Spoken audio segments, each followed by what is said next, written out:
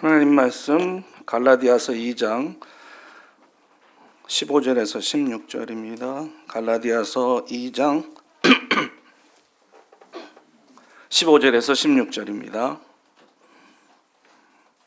우리 한번 같이 읽겠습니다. 15절부터 시작.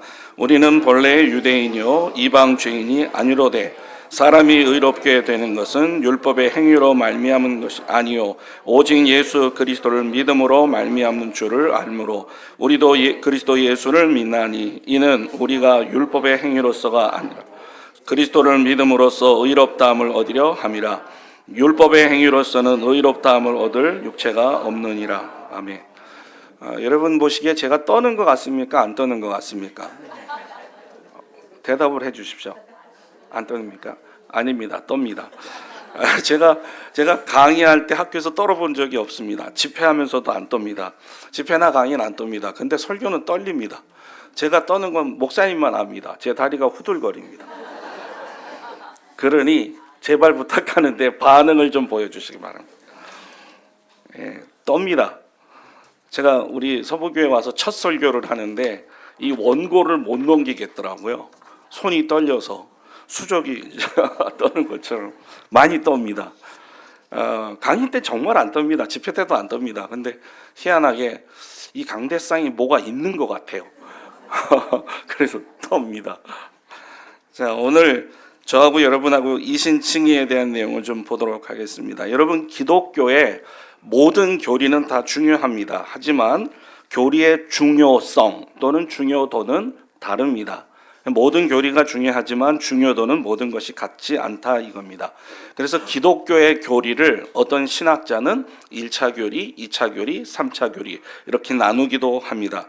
하지만 기독교를 기독교가 되게 하는 근본 교리들이 있습니다. 다른 표현으로 좀 쓰면 기독교를 서고 넘어지게 하는 교리가 있다 이 얘기죠. 그걸 우리는 보통 기독교 근본 교리라고 얘기를 합니다. 이 근본 교리를 부정하면 그것은 곧 기독교를 부정하는 것과 같고, 그 다음에 기독교가 참된 구원의 종교이고 영생의 종교인데 그것을 구성하고 있는 교리를 부정하면 역시 그것은 근본 교리를 부정하는 것이니까 기독교를 부정하는 것과 같습니다. 이 근본 교리를 부정하면 그 사람은 100% 이단입니다. 99% 이단이 아니고 100% 이단이고, 이단이 될 수도 있고 안 될 수도 있는 게 아니라 그냥 무조건 이단이 됩니다. 그러면 근본 교리에는 어떤 것이 있는가? 이건 제가 여러분하고 잠깐 강의를 하도록 하겠습니다. 잠깐 띄워주시기 바랍니다. 일단 근본 교리에는 성경에 관한 교리가 있습니다. 성경은 성령으로 영감된 하나님의 말씀이다. 요거 부인하면 이단이 됩니다. 하나님에 관한 교리가 있습니다. 가장 중요한 건 삼위일체입니다. 누구든지 구원에 이르려면 삼위일체 하나님을 믿어야 되고 그 삼위일체 하나님이 창조주이심을 반드시 믿어야 됩니다. 삼위일체 하나님을 믿지 않으면 그것은 구원에 이르는 것은 불가능합니다. 삼위일체 하나님 반드시 믿어야 구원에 이릅니다. 인간에 관한 교리도 있습니다. 인간의 전적인 타락, 그 다음에 원죄 교리, 안 믿으면 큰일 나죠. 이거 반드시 믿어야 되는 기독교의 근본 교리입니다. 그 다음 교리는 그리스도에 관한 교리입니다. 즉 성자 예수님에 관한 교리인데 제일 중요한 건 성육신, 성자 하나님이 사람으로 오셨다. 그리고 사람으로 오셨으니까 인성과 신성, 신성과 인성 두 개의 본성을 가지셨다. 하지만 그분의 인격은 하나이다. 조금 어려운 말로 한인격 두본성 교리라고 얘기합니다. 이거 이제 부정하면 이단이 됩니다. 그 다음에 그리스도께서 우리를 대신해서 속죄하신 교리, 우리를 대신해서 죽으시고 부활하시고 승천하시고 다시 오실 것에 대한 조금 어려운 말로 그리스도의 중보자 되심을 우리가 분명히 믿어야 되겠죠. 이 교리. 그 다음에 이제 구원에 관한 교리로서는 이신칭의입니다. 이신칭의 교리를 안 믿으면 구원에 이르지 못합니다. 그 다음에 교회에 관한 교리가 있습니다. 그것이 뭐냐면 그리스도가 모든 교회의 머리가 되신다는 교리입니다. 마지막으로 종말에 관한 교리가 있습니다. 예수 그리스도의 육체적 재림. 지금 제가 언급한 교리는 기독교의 근본 교리입니다. 근본. 그러니까 이 교리들은 무슨 교단이라고 상관없이 모든 정상적인 교회라면, 이단이 아닌 교회라면 이 교리는 반드시 믿어야 되는 그런 근본 교리가 되겠습니다. 이 중에서 보통 기독교 3대 교리 그러면 세 가지 교리가 나오는데, 그것을 뭐라고 부르냐면 삼위일체, 성육신, 그리고 이신칭의입니다. 삼위일체 교리는 하나님에 관한 것이고, 성육신에 관한 것은 그리스도에 관한 교리이고, 그 다음에 구원론과는 관련해서는 이신칭의입니다. 그래서 이 세 가지를 기독교 3대 교리라고 얘기합니다. 그런데 성육신 교리는 속죄 교리하고 연관이 되어 있습니다. 성자 하나님이 성육신 하셨기 때문에 그분에게는 신성과 인성이 있고, 성자 하나님이 성육신 하신 것은 우리를 대속해서, 우리를 대신해서 속죄하시기 위한 것이기 때문에 우리는 이 3대 교리를 삼위일체, 성육신, 이신칭의를 이렇게도 부릅니다. 삼위일체, 그리스도에 관한 교리, 그 다음에 이신칭의, 이렇게도 부릅니다. 오늘 본문은 이 이신칭의에 관한 구절입니다. 앞서 말씀드렸듯이 이신칭의는 기독교 3대 교리이기 때문에 이건 반드시 믿어야 되고, 부인하면 바로 이단이 됩니다. 이단이 될 수도 있고 안 될 수도 있는 게 아니라 그냥 이단이 됩니다. 저는 2023년하고 2024년 총회에서 이단 사이비 피해 대책 조사 연구위원회 영남권 전문위원으로 활동을 했습니다.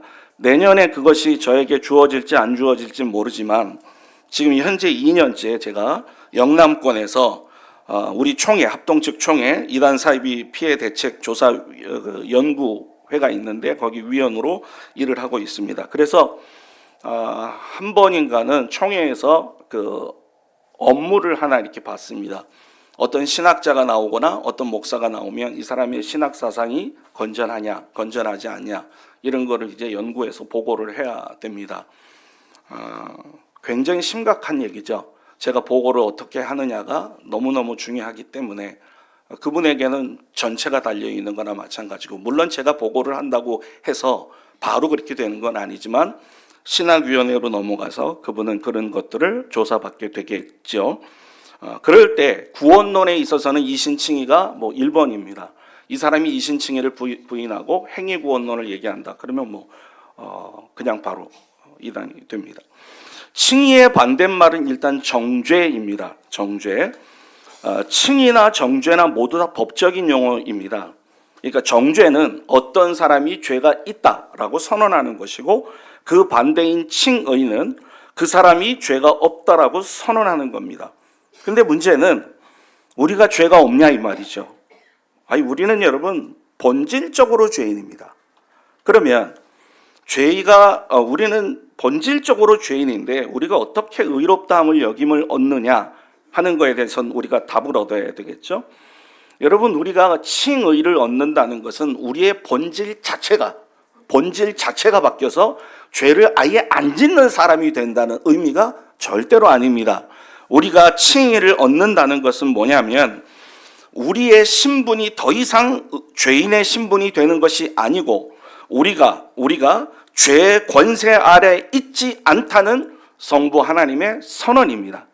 그러니까 조금 더 쉽게 얘기를 하면 칭의는 신분의 변화입니다. 본질의 변화가 아니라 신분의 변화인 것입니다. 신분이 죄인에서 의인으로 바뀌는 겁니다. 그래서 칭의는 뭐냐면 일컬을 칭자죠. 일컬을 칭자. 일컬어 주는 겁니다. 하나님께서 죄인을 의인으로 의롭다고 일컬어 주시는 걸 칭의라고 얘기합니다. 칭의는 신분의 변화이기 때문에 칭의를 얻었지만 여전히 죄를 짓습니다. 우리가 더 이상 죄인의 신분이 아니라 이것이 칭의고, 그 다음에 칭의란 정죄 아래 있지 않다. 왜냐하면 칭의의 반대가 정죄니까 정죄 아래 있지 않다, 이 뜻입니다.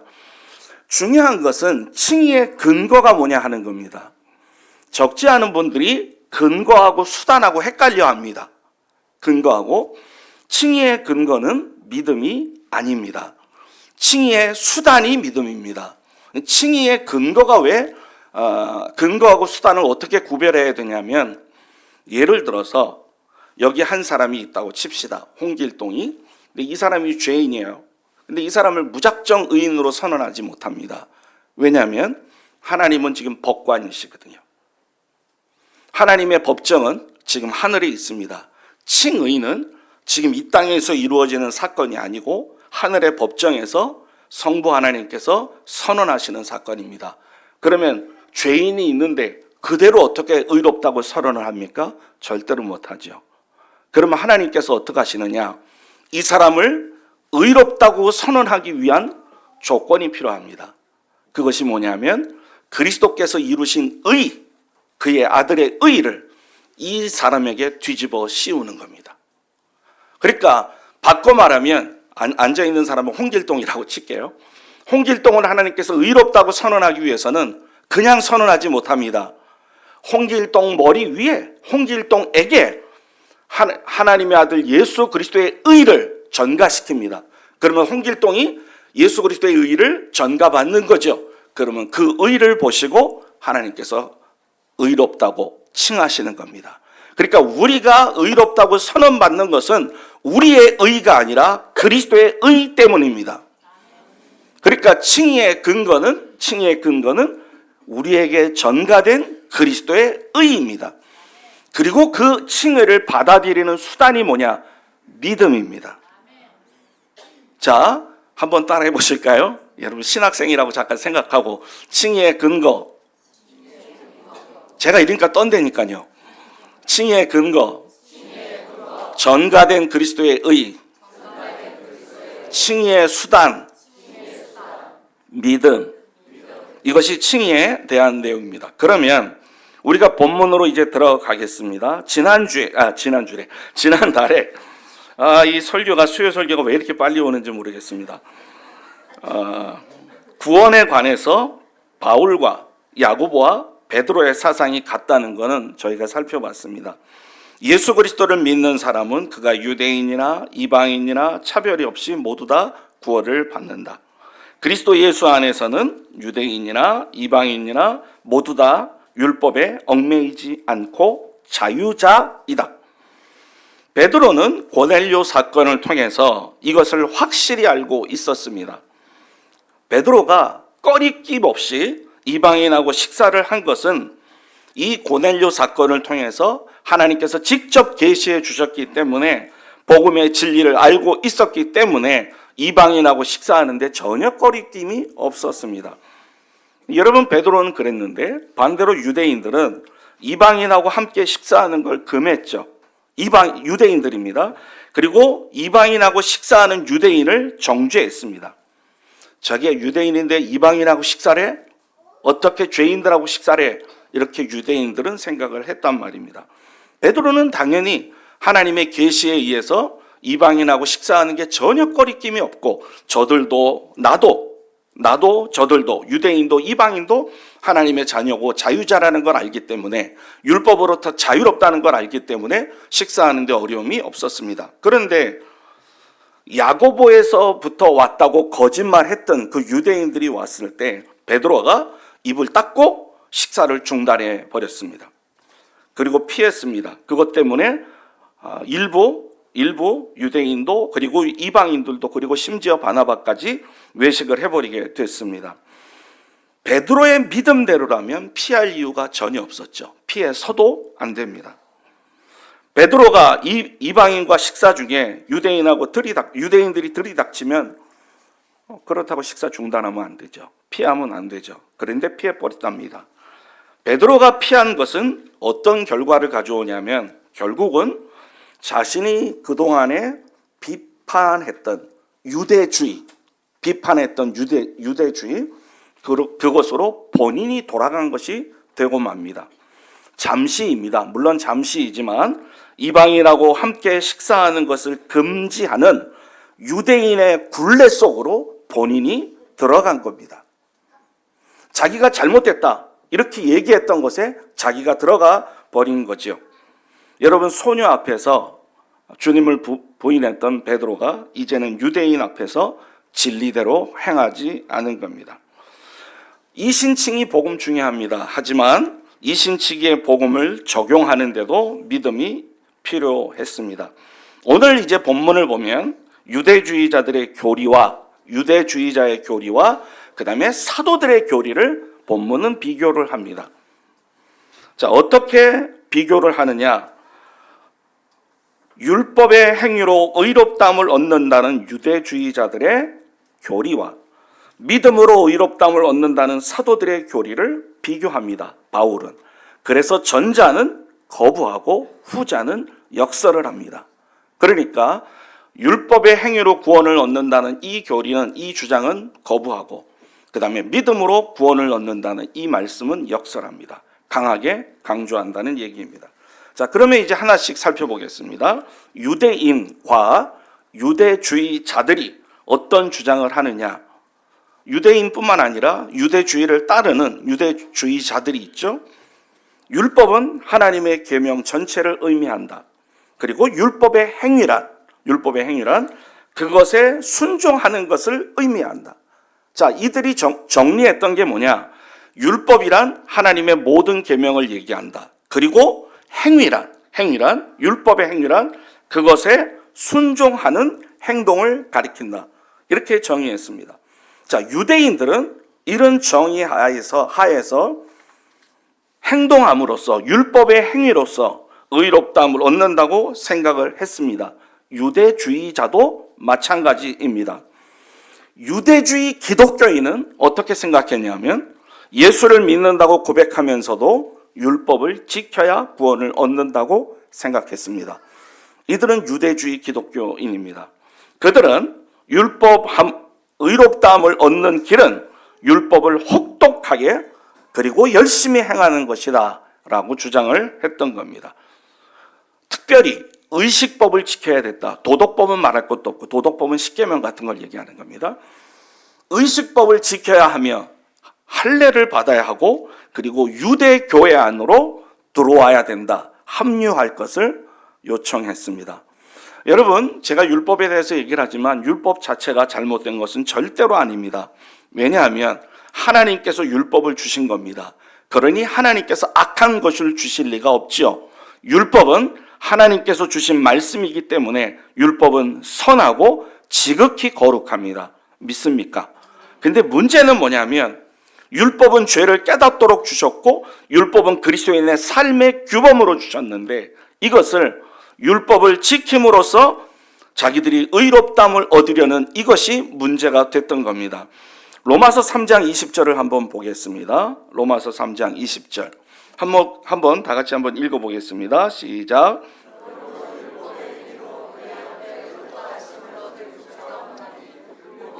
죄를 깨달음이니라. 율법을 주신 이유는 죄를 깨닫도록 주신 겁니다. 그리고 율법은 우리에게 삶의 규범으로 주어졌습니다. 삶의 규범으로 주어졌다고 해석한 건 존 칼빈의 해석이었습니다. 기독교 장로교에 있어서 가장 큰 영향력을 끼쳤던 존 칼빈은 율법을 세 개의 용법으로 나눴습니다. 1용법, 2용법, 3용법 세 개의 기능으로 나누고 율법이 처음 주어진 목적이 뭐였냐? 삶의 규범이다. 이렇게 얘기를 했고 제1용법은 뭐라고 봤냐면 죄를 깨닫는 거다. 그 다음에 제2용법은 뭐냐? 율법이 사회의 질서를 지키는 거다. 이렇게 얘기를 했고 3용법을 우리는 봤습니다. 그래서 3용법이 율법이 주어진 목적이라고 생각을 했고 칼빈이요. 그래서 율법을 통해서 우리는 죄를 깨닫고 그리고 율법을 통해서 우리는 삶의 규범으로 지켜나갑니다. 우리는 분명히 율법은 선하고 거룩한 것이지만 율법의 행위로는 구원 얻을 수 없다는 것을 잘 압니다. 그런데 유대인들은 그리고 유대주의자들은 이것을 구원의 길로 생각했던 겁니다. 그렇다면 아까 율법의 행위라는 건 뭔지 정의를 내렸죠. 율법과 율법의 행위. 율법을 지켜 구원을 얻고 의롭다함을 얻으려는 율법의 행위가 갖고 있는 위험성이라는 건 뭐냐? 이거 따져봐야 되겠죠. 첫째로는 율법은 온전히 지켜서 의롭게 된다는 것이 불가능하다는 얘기입니다. 여러분, 인간은 태어날 때부터 죄인입니다. 그래서 선을 행할 수 있는 능력 자체가 없습니다. 어거스틴이나 칼빈의 말에 의하면 은혜를 받기 전까지는 인간의 의지는 노예 의지입니다. 그러니까 인간에게 자유의지가 있냐 없냐 그랬을 때 어거스틴이나 칼빈은 자유의지가 없다고 얘기를 합니다.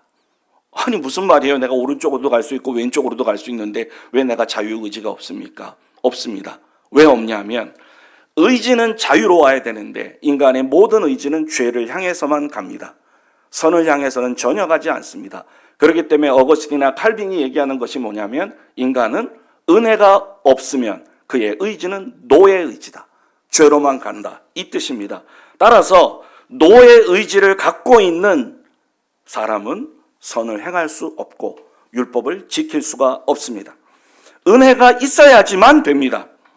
율법을 지켜서 의로워지려고 하는 사람들은 율법을 지키지 못하고 오히려 지키지 못하는 자신을 보고 죄책감에 사로잡힙니다.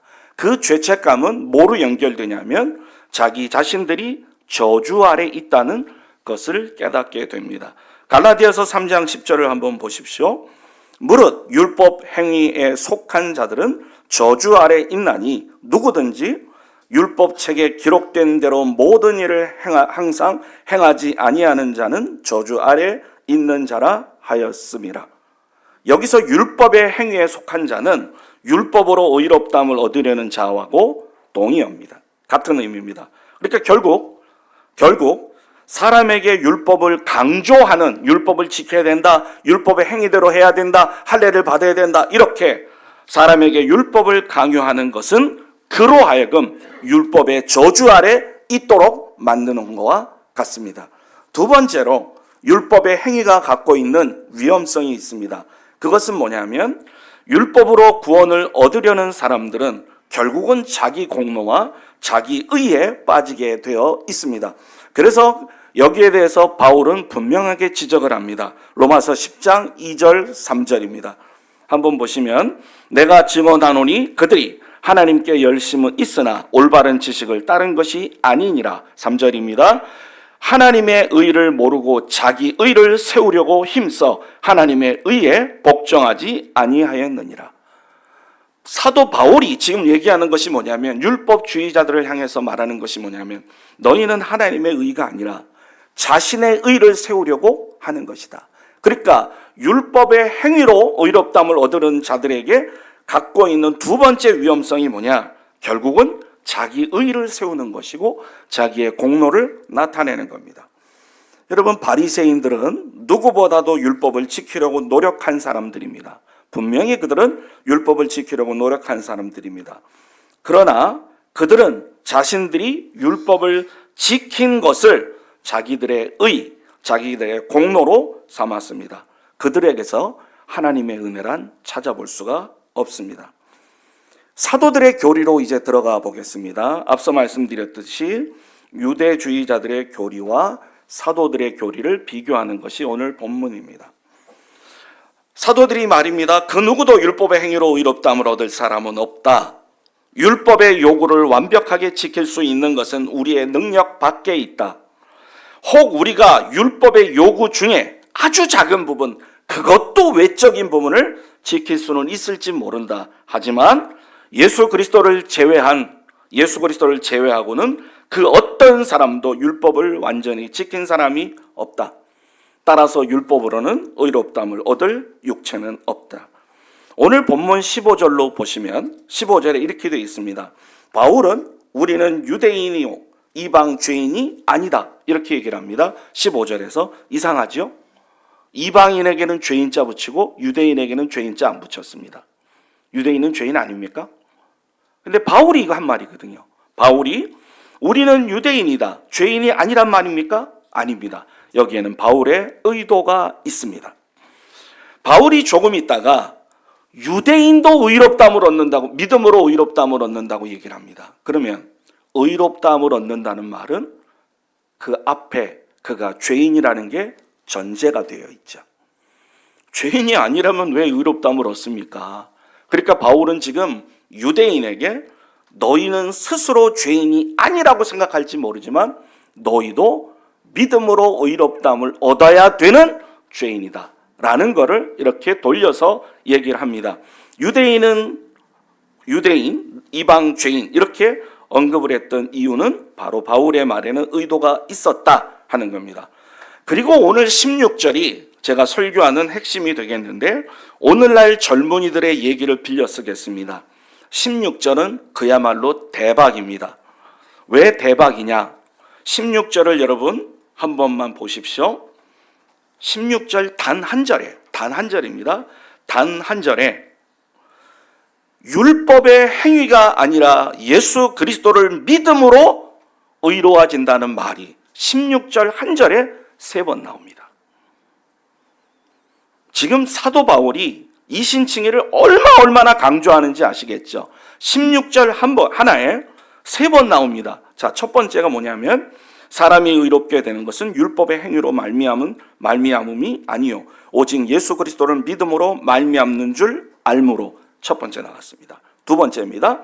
우리도 그리스도 예수를 믿나니 이는 우리가 율법의 행위로서가 아니라 그리스도를 믿음으로써 의롭다함을 얻으려 함이라. 두 번째 나왔죠. 세 번째, 율법의 행위로는 의롭다함을 얻을 육체가 없느니라. 세 번째 나왔죠. 그러니까 이신칭의의 교리를 16절 한 구절에서 3번을 얘기합니다. 3번을. 1번은 첫 번째 나온 진술이죠. 사람이 의롭게 되는 것은 율법의 행위로 말미암는 것이 아니라 예수 그리스도를 믿음으로 하는 거다. 이거는 보편적 진술입니다. 일반적 진술입니다.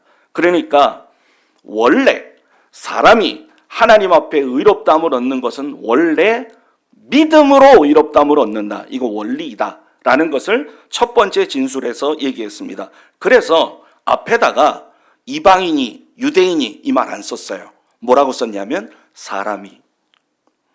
예외가 없다는 얘기입니다. 그 사람이 남자이든 그 사람이 여자이든 그 사람이 부자이든 그 사람이 가난한 사람이든 건강한 사람이든 연약한 사람이든 아니면 지위가 높은 사람이든 지위가 낮은 사람이든 상관없다. 만약에 의롭게 되려면 그건 그리스도를 믿음으로만 가능하다. 일반적이고 보편적인 원칙입니다. 그리고 나서 이런 내용을 우리가 알고 있다라고 덧붙이죠. 뒤에 보세요. 그리스도를 믿음으로 말미암는 줄 알고 있다. 누가? 우리가. 그러면 우리가 누구일까요? 적게 보면 방금 전에 사건이 누구였냐면 바울과 베드로였죠.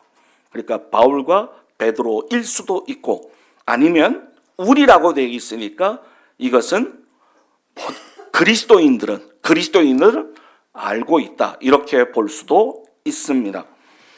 그 다음에 두 번째 진술은 개인적입니다. 또는 민족적입니다. 두 번째 진술은 뭐였냐면 우리도 이렇게 되죠. 우리도 여기서 얘기하는 걸 미리 얘기했네요. 우리도. 이 우리도는 누구냐? 베드로하고 바울일 수도 있고 조금 더 넓히면 유대인일 수도 있습니다.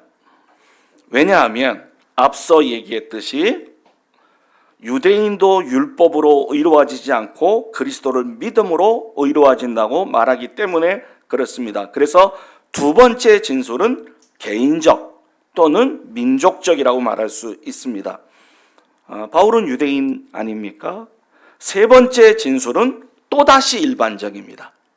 또다시 일반적으로 누가 율법의 행위로서 의롭사함을 얻을 수 있냐? 그런 사람 없다 하고 마지막 경고를 때려버립니다. 그러니까 이 한 절에서 첫 번째는 보편적이고 일반적인 원칙을 얘기합니다. 사람이 의롭게 되는 것은 오직 믿음으로만이다. 두 번째는 우리도 그리고 유대인도 믿음으로만 의로워진다. 그리고 세 번째로 만약에 행위로 의롭다함을 얻는다고 주장하면 그냥 안 둔다. 이게 세 번째 내용입니다. 웃어주십시오. 사실은 이 설교는 제가 10월 마지막 주에 하고 싶었거든요. 그래야 딱 맞아 떨어지잖아요. 기회를 목사님께 놓치고 김창균 목사님한테 놓쳤습니다. 그래서 억울해서 오늘 준비를 했습니다. 제가 준비한 그림이 하나 있는데 한번 보시겠습니까? 준비가 안 됐습니까? 그럼 화면으로 보십시오. 이게 보일지 모르겠는데. 이게 뭐냐면 계단입니다. 계단인데 이거 베드로래. 루터가 스칼라 상타라는 계단입니다. 이 계단을 순례자들이 무릎으로 올라갑니다. 무릎으로, 여기 지금 사진을 보면 무릎으로 계단을 올라갑니다. 그러니까 무릎을 꿇고 올라가면서 거기서 기도를 합니다. 기도를 하고, 루터는 여기로 올라갈 때 주기도문을 외웠습니다. 주기도문을 외우면서 올라갔습니다. 아시다시피 루터는 원래 어거스틴 수도의 수도사였습니다. 어거스틴 수도원은 수도원 중에서 가장 엄격한 수도원이었습니다. 원래부터 루터는 하나님에 대해서 하나님께서 나를 구원해 주신다, 어떻게 구원받느냐, 이거를 고민하기 전에 하나님의 심판을 이제 띄워졌습니다. 요겁니다. 요거 보시면 사람들이 무릎을 꿇고 계단을 올라가고 있죠. 올라가고 있죠. 이게 스칼라 상타라는 계단인데 1511년에 루터가 여기를 올라갔습니다. 무릎을 꿇고 올라갔는데 루터는 어느 날 하나님의 심판 의식을 굉장히 느낍니다. 그리고 막 두려워서 벌벌 떱니다. 나 이러다가 심판받고 죽으면 어떡하지? 벌벌 떱니다. 내가 어떻게 하면 구원을 얻을 수 있을까? 막 구원의 길을 찾습니다. 그래서 그가 막 율법을 행하고 노력하고 애쓰고 힘씁니다. 그러면 그렇게 힘쓰고 애쓰면 기쁨하고 감격이 찾아와야 되지 않습니까? 안 찾아오는 거예요. 오히려 찾아오는 것은 계속해서 두려움이 왔고, 계속해서 무기력이 왔고, 너무너무 하나님이 두려웠던 것이고, 마음의 평안은 없었고, 공포가 있었습니다. 그런 루터가 이거는 안 될까 하고 1511년에 이 계단을 올라갔습니다. 소위 이 계단을 뭐라고도 부르냐면 빌라도의 계단이라고도 부릅니다. 왜냐하면 예수님께서 빌라도에게 빌라도에게 사형 언도를 받고 십자가를 지고 올라갔던 그것을 이제 얘기하기 때문에 빌라도의 계단이라고 부릅니다. 순례자들은 이 계단을 오르면서 무릎으로 올라가는 겁니다. 기도를 합니다. 루터는 이때 어떻게 올라갔냐면 독일어가 아니라 라틴어로 주기도문을 외우면서 올라갔습니다. 근데 마음의 평안은커녕 율법이 자기를 쫙 누르는 중압감에 빠집니다. 중압감에. 루터에게 진정한 평안이 온 것은 여러분 잘 아시다시피 오직 의인은 믿음으로 말미암아 산다. 이 말씀이 그에게 완전히 모든 공포로부터 두려움으로부터 그를 건져낸 말씀이었습니다. 오직 믿음으로 의인은 산다.